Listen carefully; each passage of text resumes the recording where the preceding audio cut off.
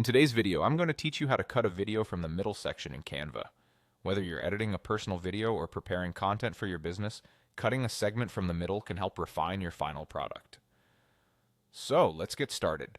First, head over to Canva, and once you're on the home page, click on Log In. If you already have an account, this will allow you to access your projects quickly. Enter your credentials, or if you're using Google, simply click on your Google account to sign in. Once you're logged in, continue to open your specific video project. This is where the real magic begins. In your project, you should see your video timeline. To make an edit to the middle section of your video, first click on the Highlight tool. This will enable you to select the parts of the video you want to focus on. Move the playhead, the little marker on the timeline, to the point where you want to begin your cut. Right-click directly on the playhead, and from the options that appear, select Split Page. This action divides your video into two parts at that exact point. Now move the playhead again to the point where you want your cut to end. Right-click once more on the playhead and choose Split Page again. This will create a third section in your video timeline, the segment you wish to remove.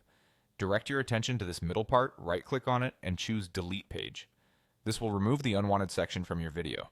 With the middle segment gone, you're almost done. For a smooth transition and to make sure everything lines up correctly, click on the timeline where the segments meet. Ensure that no extra gaps are left behind from the cutting by adjusting the clip length.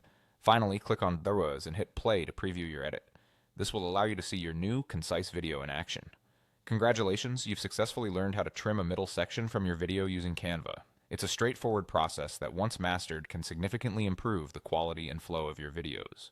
Remember, practice makes perfect, so don't hesitate to experiment and refine your techniques.